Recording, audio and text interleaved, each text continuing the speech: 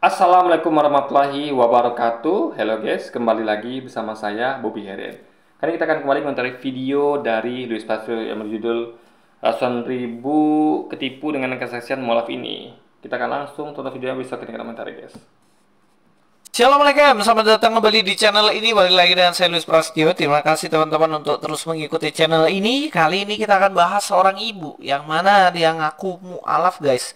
Nah, mari kita langsung aja nonton videonya karena di sini dia bahas tentang Kristen dan bahas Alkitab, maka kita luruskan. Bismillah. Assalamualaikum warahmatullahi wabarakatuh. Perkenalkan, nama saya Rita. Saya tinggal di Bogor. Saya single moms dengan 2 anak. Pekerjaan saya jualan, berdagang di bidang kuliner, makanan siap saji. Saya masuk Islam di tahun 2012 dan agama asal saya dari Kristen Protestan. Awalnya itu karena pernikahan ya, dengan bapaknya anak-anak gitu kan. Nah, itu awal saya masuk Islam gitu kan. Tadinya saya belum tahu Islam itu bagaimana gitu. Pokoknya saya taunya Tuhan itu satu, semua agama itu ya sama ke Tuhan yang satu itu gitu kan. Ya, kira-kira seperti itu adalah alasan dari ibu ini yang mana dia akhirnya mualaf. Yang pertama, karena dia sendiri tidak tahu konsep kekristenan yang benar. Dia mengatakan bahwa menurut dia agama kan sama aja. Jadi Allahnya satu dan itu sama aja, baik Kristen maupun Islam. Dan kemudian dia pindah karena dia menikah dengan suaminya yang beragama Islam. Jadi 2 poin ini yang sebenarnya menjadi alasan kenapa ibu ini kemudian pindah agama. Ya kan? Alasannya adalah nggak jauh-jauh sih. Karena jodoh dan juga karena yang tadi nggak ngerti apa-apa tentang Kristen. Begini ya, kita harus pahami bahwa manusia itu punya logik. Jadi orang tuh logikanya akan mengatakan bahwa Tuhan tuh harusnya ada satu. Nggak mungkin Tuhan tuh lebih dari satu, nggak mungkin. Karena kalau Tuhan lebih dari satu akan terjadi konflik. Karena kan ada dualisme kepemimpinan, itu kacau. Kenapa ada presiden dan ada wakil presiden? Tidak ada presiden kembar. Agar tahu tugasnya, presiden tugasnya ini, wakil ini. Presiden pasti atas wakil. Gak mungkin ada 2 presiden, gak mungkin. Kacau nanti guys. Ada 2 RT, 2 RW, pasti kacau. Akan jadi dualisme kepemimpinan. Siapa mau diikutin? Bahkan konsep dari ayah dan ibu pun itu tidak sama. Ayah itu lebih sebagai imam. Ibu itu adalah di bawah ayah gitu. Jadi nggak ada matahari kembar tuh berbahaya. Matahari kembar bos aja cuma satu. Karena kan kalau bos ada 2, siapa mau dengar? Ya. Contoh, nggak usah bos lagi. Teman saya aja, teman kerja saya yang belagak bos, ada 2 orang. Itu ketika memerintah itu saling saya tuh bingung mau ikut yang mana. Yang satu suruh ini, satu suruh ini. Akhirnya saya disalahin. Kenapa kamu kerjain ini? Ya, saya disuruh itu. Itu juga marah. Kenapa kerjain ini? Saya disuruh ini. Mau bilang apa? Makanya logika manusia yang normal itu kan mengatakan bahwa Tuhan itu pastilah satu. Cuman manusia itu kadang-kadang meyakini Tuhan yang salah, guys. Jadi ini adalah ibu tuh yang penting logika dia dapat dulu, itu penting ya. Nah, kalau misalnya mengerti dogma Kristenan, ini kurang tepat karena gini, ada dua apa ya? Ada 2 termin. Jadi antara mengerti dogma Kristenan dengan tahu itu beda. Jadi gini, ya kita tuh tahu dogma Kristen, tapi kita nggak ngerti kenapa? Karena memang susah dipahami oleh akal logika. Oleh kan bagaimana tentang Trinitas itu dijelaskan tidak bisa kita mengerti. Kenapa? Karena memang tidak logis, guys. Ya, mereka tuh kadang bingung sendiri bagaimana menjelaskan tentang logika Trinitas. Ada analogi seperti hubungan antara Allah, Yesus dan Roh Kudus adalah seperti lilin. Ya, jadi ada sumbunya, ada apinya, dan ada batangnya. Jadi ini nggak bisa terima dengan akal, guys. Ya, lilin tetap satu. Nah, bagian lilin ada 3. Tapi kalau Yesus, Allah dan Roh Kudus jelas bukan ada satu tapi 3 entitas berbeda. Ini nggak bisa dengan sama dengan lilin yang satu entitas lilin itu, gitu loh. Dia pakai Luisnya adalah satu, cuma dia terdiri dari tangan, mata, segala macam gitu loh. Tapi kalau Yesus, Allah dan Roh Kudus jelas 3, ya. Karena ketika Anda nyebut Allah, berarti bukan nyebut tentang Yesus. Nyebut Yesus berarti bukan nyebut tentang Roh Kudus. Sama kayak Anda nyebut tentang Louis, berarti bukan nyebut tentang saya. Anda sebut tentang saya, belum tentu tentu tidak nyebut tentang Didi Dili misalnya. Seperti itu, guys. Jadi itu yang sepaham logikanya. Ini jelas orang begini tidak pernah pergi gereja dan tidak pernah baca Alkitab. Tidak pernah belajar baik-baik tentang agama Kristen. Makanya sampai nggak tahu tentang kekristenan. Kita lanjutkan lagi. Nah itu prosesnya tuh lucu lagi. Itu dapat lagi gitu kan. Yang rencananya mau jadi pasangan hidup juga. Agamanya Muslim lagi gitu kan. Agamanya Muslim lagi. Nah di situ sempat tidak disetujui oleh orang tua dari calon saya itu, karena saya agamanya Kristen Nasrani gitu kan. Nah terus di situ saya ada apa sih kok sampai segitunya ya, sampai saya nggak boleh ke rumahnya juga kalau saya masih agama Nasrani. Nah dari situ saya langsung mencari ada apa sih ini dengan Islam tuh kenapa sih gitu kan. Seperti itu akhirnya saya mencari tahu gitu kan, terus kebetulan sama calonnya ini juga saya nggak jadi menikah ya, tapi dari situlah saya akhirnya belajar mencari apa itu Islam. Islam tuh kenapa sih gitu kan, kayak apa kan ada gitu ya pemahaman yang nggak boleh ngucapin selamat Natal yang kayak gitu kan, yang seperti itu. Nah itu akhirnya saya belajar, saya mencari tahu, saya buka YouTube-nya dari Ustadz Felix, terus almarhum Ustadz Insan Mongkoginta, terus Ustadz Ahmad Kainama, itu semua saya ulik. Nah, dia kan belajar ya guys. Dia belajar tuh bukan berarti kalau dia belajar tentang Islam, tapi dia sumbernya adalah Ustadz Felix Xiao, Isa Mogogin, itu kan jelas kan orang-orang yang pakar kristologi.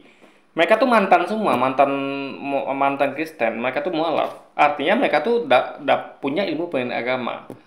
Jadi ibu nih jangan dilihat bahwa dia tuh belajar Islam. Karena dia bukan belajar dari ustadz seperti Ustadz Abu Somad kah, Kalibah Salama atau Buya Yahya yang khusus bahasa Islam. Tapi dia melihat Islam itu dari kacamata ustadz-ustadz yang mualaf, guys. Sehingga dia dengan ustadz yang mualaf dan mengerti pemahaman agama, tentu itu yang mereka sampaikan, pengalamannya, pengetahuannya. Tentu ibu ini sedikit banyak ngerti tentang pelajaran agama. Dia tuh bukan hanya belajar tentang Islam, tapi belajar juga tentang Kristen. Kenapa dogma ini tidak masuk akal? Kenapa dogma Kristen itu banyak bertentangan dengan Alkitab sendiri, gitu kan? Nah, dan antara ayat kitab pun dengan satu dengan lain, yang mana ayat kitab yang satu jadikan dogma, setelah itu dihilangkan maknanya karena bertentangan dogma, itu dibahas juga oleh para ustadz ini, gitu. Jadi ini bukti bahwa ibu itu sebenarnya nggak hanya dengan keyakinan logik tadi bahwa Tuhan itu pastilah satu. Nggak mungkin 3 dan 1, nggak mungkin, ya nggak mungkin. Itu jadi dia tuh sudah ada landasan logika dulu, baru dia tuh kepo gitu, dan dia belajar pemahaman agama, guys. Jadi dia yang penting logik jalan dulu gitu ya. Ada orang yang belajar pemahaman agama dulu ya sambil berlogika. Intinya adalah ibu ini dia sudah punya fondasi logika yang bagus ya, bahwa Tuhan itu tidak mungkin lebih dari satu. Itu udah bagus ya, tauhid namanya kan. Karena itu memang logikanya sederhana. Karena nggak mungkin Tuhan itu lebih dari satu. Karena nanti bahaya. Bisa berantem Tuhannya. Kita bingung siapa gitu kan. Kalau kebijakan tentu berbeda gitu. Itu sepaham logika guys. Ulik semua gitu. Apa yang dilihat di YouTube-nya Ustaz Felix itu tentang pembahasan apa? Di situ pembahasannya ada suatu pembahasan yang menyatakan bahwa 27 pasal dari 24 pasal di dalam Alkitab itu buatan manusia. Jadi bukan pewahyuan yang turun langsung seperti Al-Quran. Seperti itu. Terus udah gitu ada kongres di Nicea 325 Masehi kalau nggak salah ya. Maksudnya ibu tuh gini loh. Kita tahu bahwa firman Tuhan itu beda dengan kesaksian manusia. Firman Tuhan adalah kata-kata Tuhan yang disampaikan melalui nabinya, utusannya. Dalam hal ini adalah Yesus, Muhammad, Daud, Salomo, dan sebagainya. Nah, jadi kalau kita ngomong tentang firman Tuhan, tidak boleh ada isinya di dalamnya itu adalah kesaksian manusia, tidak boleh. Makanya tidak benar, tidak tepat atau nggak logis kalau dikatakan bahwa ada Injil Matius, Injil Lukas, Injil Yohanes, itu nggak tepat. Karena seperti kita ketahui ada teks di Alkitab yang berbunyi bahwa ayatnya berbunyi bahwa Yesus itu berkeliling di rumah ibadah dan mengajarkan, memberitakan Injil kerajaan Allah. Artinya Injil kerajaan Allah itu Yesus yang beritakan, firman Allah itu Yesus yang beritakan. Jadi ini adalah sudah diberitakan Yesus. Jadi Beda sama kesaksian manusia bernama Lukas, Matius, itu bukan Injil. Sama kayak ada mereka gini ya. Ada Quran. Quran itu kan adalah berisi firman Allah yang disampaikan oleh Nabi Muhammad. Para sahabat, para murid dan para pengikut itu tidak perlu dia tuh memberikan kesaksian di situ. Ya, hanya cukup kutip, ya, ulang, copy paste apa yang Nabi Muhammad ucapkan, yang dia tuh sedang menyampaikan firman Tuhan, firman Allah. Selesai. Makanya tidak akan temukan Al-Quran Umar, Al-Quran Abu Bakar, Al-Quran Ali, nggak bakal. Karena mereka tuh ahli, Abu Bakar, Umar tuh tidak pernah memberikan kesaksian. Nah, kesaksian mereka itu kalau ada itu maksudnya dalam hadis, guys. Karena bukan firman Tuhan kan. Jadi misal Umar bersaksi, pada suatu malam saya melihat Rasulullah sedang melihat ke rembulan, saya pandangi rembulan begitu indahnya. Ternyata saya perhatikan wajah Rasulullah lebih indah pada bulan itu. Itu namanya kesaksian para sahabat. Nah, itu kita masukkan dalam hadis, guys. Karena itu bukan firman Tuhan. Tapi anehnya mereka tuh kesaksian Lukas, Matius, itu mereka masukkan sebagai Injil, firman harusnya hanya diisi firman Tuhan. Nah, itu yang maksud ibu itu ya, bahwa ya itu isinya kesaksian manusia. Kesaksian Lukas, Matius itu tidak ada di Islam. Islam tidak mengenal adanya kesaksian Quran versi kesaksian Umar, nggak ada, ya, nggak ada. Ini betul-betul hanya yang Nabi ucapkan, firman Tuhan copy paste, dicatat, dihafal, udah selesai, guys. Itu yang atas nama Bapa, Putra dan Roh Kudus itu bukan Allah juga yang mengajarkan gitu loh. Tapi itu hasil kongres seperti itu. Nah, di situ saya baru dan yang paling dasar adalah saya baru mengetahui bahwa Yesus itu bukan Tuhan, bahwa Yesus itu termasuk 25 nabi ya. Jadi konsil Nikea itu gini, guys, ya. Kita tarik sejarah ke belakang. Jadi awal itu ingat ya, Kristen belum ada. Ya, umat Kristen, agama Kristen belum ada. Yang ada awal itu hanya umat Nasrani. Ingat, Yesus diutus, lalu umatnya disebut sebagai umat Nasrani. Jadi kita tarik awal sejarah ya. Anda baca baik-baik ya, Anda runut baik-baik tuh sejarah Yesus itu. Awalnya itu tidak ada agama Nasrani, yang ada umat Nasrani. Ya. Kenapa mereka disebut sebagai umat Nasrani? Karena Yesus adalah nabi yang berasal dari Nazaret, sama kayak umat Yahudi. Ya, awalnya tidak ada agama Yahudi, yang ada hanya umat Yahudi. Lalu mereka bikinlah agama juga gitu. Jadi umat Yahudi adalah orang-orang yang pengikutnya nabi-nabi yang berasal dari bangsa Yahudi. Umat Nasrani adalah pengikut yang nabi yang berasal dari Nazaret. Lalu berkembang muncullah namanya agama Nasrani. Nah, lalu muncul lagi lah yang ini mereka ini masih unitarian. Jadi itu fase-fase di mana kemudian estafetnya dilanjutkan oleh Arius dan kawan-kawan yang masih sama dengan umat Nasrani ini yang awalnya masih berpaham unitarian. Apa itu? Mereka meyakini Yesus hanya nabi, bukan Tuhan. Lalu belakang barulah muncul kelompok Trinitarian yang dipelopori oleh Paulus dan kawan-kawannya. Kelompok Trinitarian. Nah, mereka ini, kelompok Trinitarian ini mendapat backup dari penguasa Romawi, penjajah Israel pada waktu itu. Sehingga mereka itu karena di backup penguasa Romawi, mereka tuh dengan gampang mereka tuh membinasakan, mereka tuh membuli, menindas kaum Unitariannya Arius. Sehingga mereka pegang kuasa. Akhirnya menanglah kaum Trinitarian dan tersingkirlah kaum Unitarian. Ya. Nah, lalu apa yang terjadi? Karena mereka merasa sudah kuat, mereka buat konsili di Nikea itu. Ya, untuk menetapkan karena mereka sudah awal tuh sudah Trinitas, guys. Artinya Yesus Tuhan. Jadi mereka tuh dengan tidak ada yang disenggakan, mereka tuh gampang. Di konsili mereka tuh menang mutlak.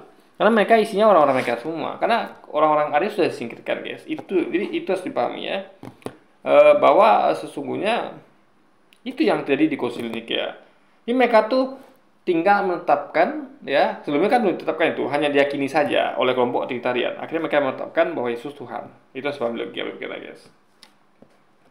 25 nabi di situ, dan sampai hari ini pun saya tetap masih percaya Yesus, tapi dalam perspektif keislaman gitu, tidak yang seperti dulu gitu. Itu yang sampai saat ini saya masih percaya adanya Yesus, maksudnya Isa Al-Masih gitu kan, tetapi dalam konteks perspektif Islam. Seperti itu. Ya, di sini kita akan lihat lagi ya videonya pelan-pelan.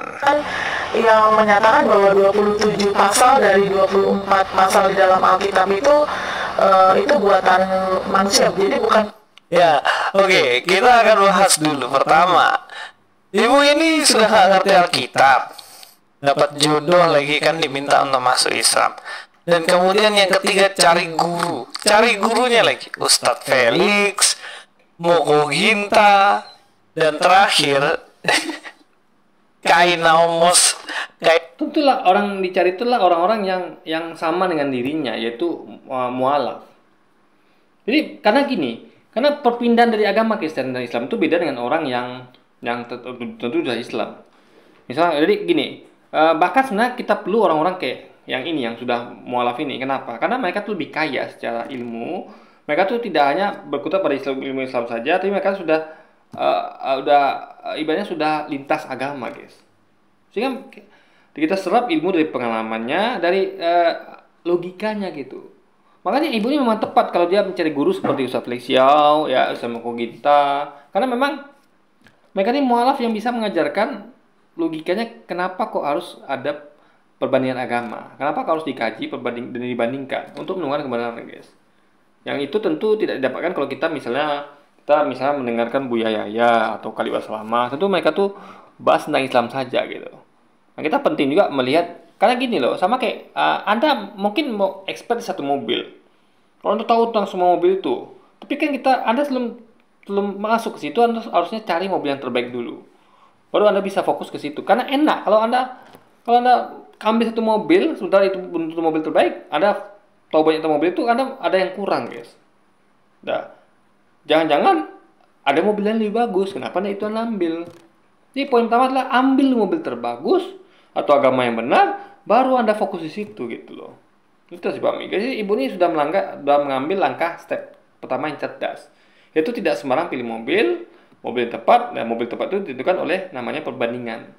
Yang kita tahu kalau menentukan mobil terbaik setiap tahun itu adalah ada pengkajian detail per mobil lalu dibandingkan. Sama kayak gitu juga dengan agama. Ada detail per agama, ya, dipelajari dokumennya, kitab sucinya, bisa dibandingkan. Baru Anda akan menemukan agama terbaik atau mobil terbaik, guys. Kainama. Nah, Kainama ini jelas, aduh, semua videonya juga kita tahu ya, penuh dengan ngawurologi gitu kan, dengan tipuan-tipuan ala Kainama. Nah, itu sudah saya bantah. Jadi semua video yang mereka menuduh seperti itu sudah saya bantah. Kalian bisa lihat buktinya di video-video yang sudah saya publish, guys. Dan saya sudah komentar itu banyak sekali videonya gitu kan.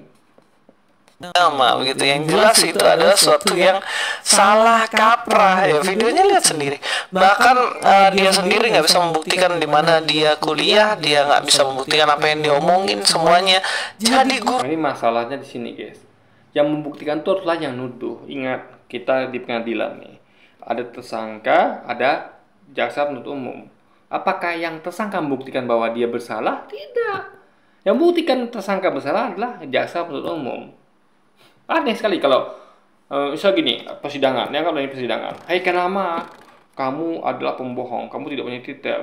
Silakan membuktikan. Loh, Kainama kan bilang, Pak, Bapak yang nuduh saya, Bapak yang buktikan. Kok saya yang buktikan? Saya mah slow aja gitu. Ya, makanya saya bilang ya, berat sekali nuduh orang itu, guys. Karena konsekuensi berat. Kenapa? Karena Anda harus membuktikan. Enak aja Anda nuduh orang lain kamu tidak pernah gini gitu, lalu ada suruh dia buktikan. Ya Anda lah yang buktikan, orang santai-santai aja, guys. Karena makanya kenapa kayak fitnah itu kejam, lebih kejam perhubungan, karena yang melakukan itu memang jangan bisa seenaknya gitu. Jadi ketika dia mau melakukan suatu tuduhan, dia harus bisa membuktikan. Kalau tidak, itu fitnah namanya. Makanya hukumannya berat. Karena dinilai sebagai lebih kejam daripada pembunuhan, guys. Ini nggak main fitnah ini gitu. Makanya jangan sembarangan nuduh orang, belum Anda bisa buktikan. Jadi yang buktikan adalah pihak Louis, bukan Kainama. Salah besar dia kalau dia minta pembuktian dari Kainama. Kainama nggak punya kepentingan untuk itu. Anda punya kepentingan, karena Anda nuduh gitu. Ya mah santai aja, gitu kan? Logika pikirnya begitu, guys. Gurunya dia ya kesesat lah, ya kan? Makanya cari guru tuh yang bener gitu loh. Cari guru kok malah salah. Yang lucunya lagi, dia nggak belajar agamanya sendiri, dia malah belajar agamanya orang. Dan Kan tadi dibilang belajar sama siapa? Justru kalau dia belajar agamanya orang, berarti dia tuh belajarnya lewat budaya ya atau sekali, tapi tidak, dia belajar agama orang sekaligus agama sendiri. Makanya referensinya adalah Ustadz Felicia. Itu udah benar itu guys, ya udah benar. Jadi sama kayak gini, Anda seorang karateka mau belajar Wing Chun, tentu yang terbaik itu adalah Anda untuk mengetahui keduanya adalah Anda cari orang yang udah pindah dari karate ke Wing Chun sehingga pengalaman lebih kaya. Mereka hanya Wing Chun, Anda cuma dapat Wing Chunnya saja, karate tidak. Atau Anda ambil guru karate saja, Anda cuma dapat karatenya saja, Wing Chunnya tidak. Makanya ambil ya guru yang pernah belajar kedua-duanya. Paham karate, paham Wing Chun, Anda akan dapat keduanya. Gitu loh guys. Jadi itu makanya Luisnya nggak ngerti dia. Oke, itu udah tepat itu pilihan ibu, itu udah tepat. Jadi ibu itu bukan hanya belajar faktanya belajar tentang Islam saja, tapi untuk Ustadz Feliciau, Ustadz sama kita akan belajar tentang Kristen juga, dan karena mereka itu adalah ahlinya ilmu perbedaan agama guys, gitu loh. Logika pikirnya kan. bukannya malah tahu kebenaran, ya malah keblusuk kemana-mana. Yang lucu nih, kita akan dengar videonya lagi nih. Ini lebih konyol lagi guys. Pembahasannya ada suatu pembahasan yang menyatakan bahwa 27 pasal dari 24 pasal di dalam Alkitab itu 27 pasal dari 24 pasal. Kita dengar. Ini orang ini beneran Kristen atau bagaimana? pembahasan yang menyatakan bahwa 27 pasal dari 24 pasal di dalam Alkitab itu buatan manusia, jadi bukan pewahyuan yang turun langsung seperti. Ya saya heran sama ngaji cerdas loh ya. Apa? Judul channelnya tuh ngaji cerdas. Maka seseorang yang ngaji cerdas dia harus mengkaji sesuatu dengan cerdas, bener gak? Cerdas itu ya berarti logis. Dia juga punya referensi dan ngomongnya nggak ngawur, bener gak? Begini ya. Jadi kalau kita lihat cerdas, maksudnya gini loh, kita tuh kan dikasih tahu tadi logisnya kenapa ibu ini bisa mualaf. Karena dia tuh belajar tentang ilmu banyak agama dari Ustadz Feliciau, Ustadz Mogita dan lainnya. Jadi dia punya logik yang bagus di awal.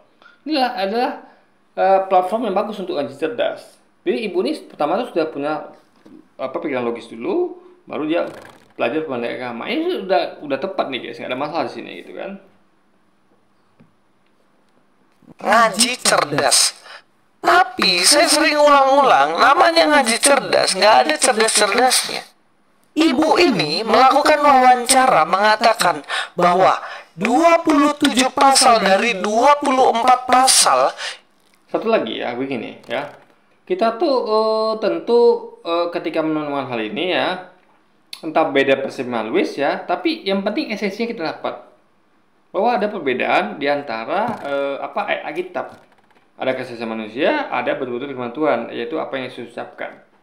Itu esensinya guys. Nah perkara ada mungkin khilaf dan penyebutan 24 pasal, saya juga tidak hafal berapa pasal kitab itu. Yang penting adalah kita tahu bahwa ini adalah tidak settingan, tidak ada ibarat tidak ada briefing, tidak ada apapun itu. Ini betul-betul alami. Berarti kita lihat metodologi yang kita adalah ngomong orang ini adalah pengalamannya alami, tanpa ada settingan, tanpa ada di baca teks guys atau mengingat teks itu. Betul-betul ibu ini ditanya apa adanya. Ya, itulah ingatnya dia. Dia mengingat ada sekitar 24 dari 20 pasal. Itu ingatan ibu itu.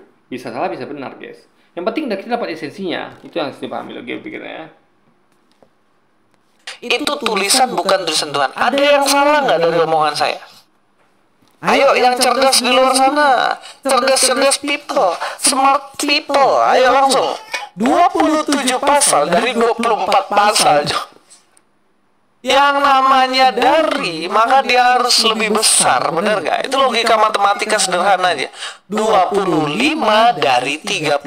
Contohnya, ada 25 siswa yang lulus dari 30 siswa dalam kelas.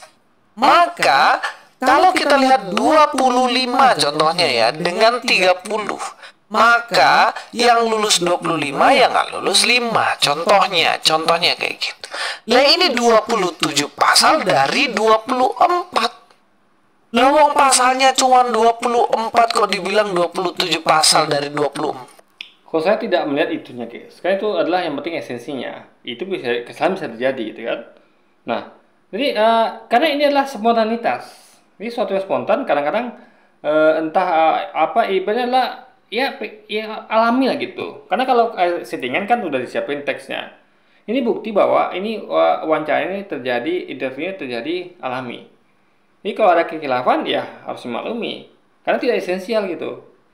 Misalnya gini ya, saya katakan misalnya adalah dari 28 murid eh, apa apa eh, apa 30 murid itu sakit dari 25 murid. Itu kan yang kita tangkap esensinya bahwa ada jumlah murid yang sakit yang begitu besar. Perkara dia salah sebut misalnya khilaf bahwa kok muridnya 30 yang sakit tapi muridnya cuma 25, itu berarti kesalahan yang harus dimaklumi. Karena kita tangkap esensinya bahwa ada murid yang sakit banyak guys, itu yang harus pahami ya. Jadi ini bukti bahwa ini adalah wawancara yang dilakukan secara alami ya. Apa namanya ya apa konstan ya gitu.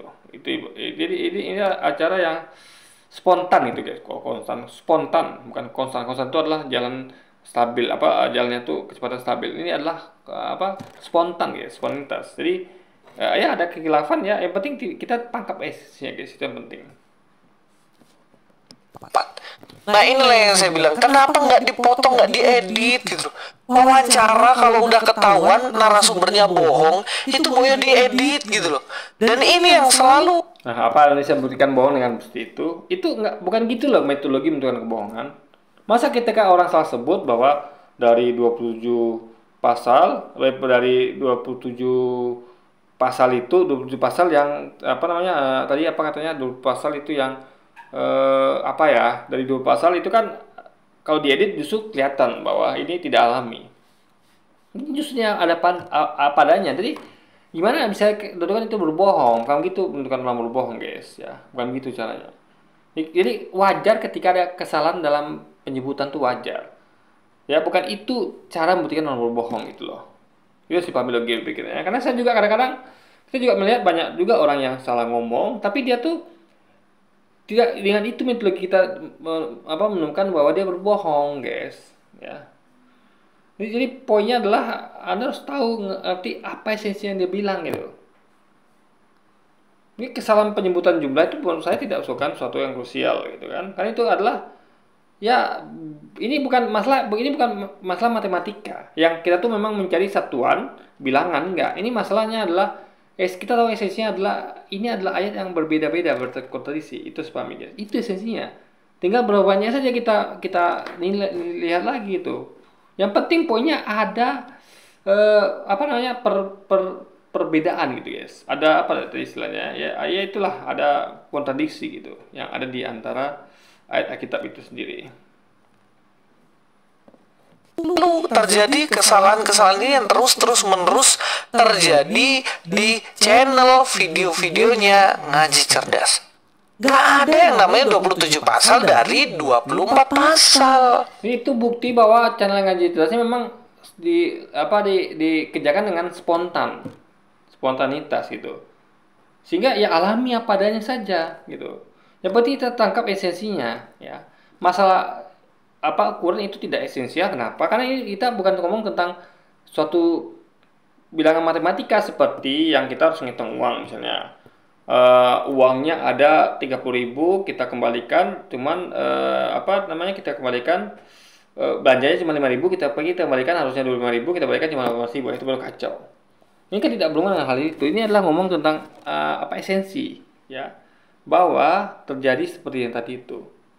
Itu sebabnya guys. Jadi angka itu tidak menjadi suatu hal yang esensial di sini dalam kasusnya gitu kan. Ya kalau bisa ya mungkin 27 pasal dari 30 pasal kan gitu. Tapi kan kitab di dalam Alkitab itu nggak cuma 27 pasal cuy. Mazmur aja ada 150 pasal. Cuman Mazmur doang. Ya berarti Mazmur nggak ada masalah. Jadi fokuslah, ini lu nggak ngerti. Jadi fokuslah pada apa yang Ibu tuh sampaikan. Dia fokusnya pada 27 isi bagian pasal yang di Alkitab itu guys. Ya, itu yang dipahami. Artinya tidak seluruhnya. Kalau sebut berarti fan-fan saja gitu loh. Jadi harus tangkap Anda apa yang maksud Ibu ini dengan 27 pasal, itu harus Anda pahami. Ya. Berarti Ibu ini tidak sedang menuju seluruh Alkitab.